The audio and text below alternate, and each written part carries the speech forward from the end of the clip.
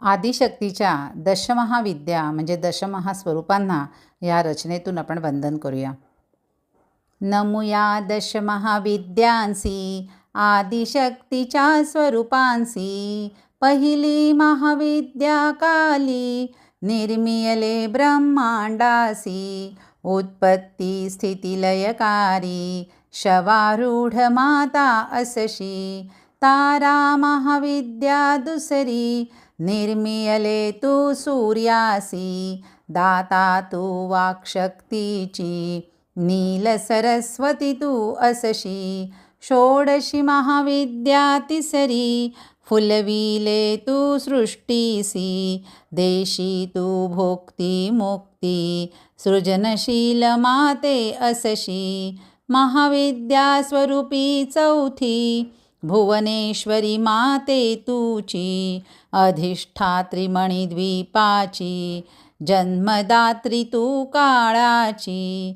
महाविद्या पंचम स्वरूपी त्रिपुरभैरवी तू असशी. माता मृत्यू शक्तीची स्थापियले यमलोकासी. षष्ठम महाविद्या स्वरूपी छिन्नमस्ता माता असशी.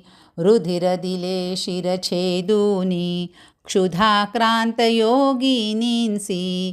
सप्तम महाविद्या शक्ती म्हणता ती धूमावतीसी. क्षुधाक्रांत क्रोधित होता महादेवांना गिळिलेसी. अष्टम महाविद्या शक्ती बगलामुखी तू असशी. महाविद्यांची तू जननी चंडवात शमविलासी. मातंगी नववी शक्ती ओजपूर्ण सुनेत्रांची. असुरमोहिनी तू असशी. शिवशक्ती मातंगांची.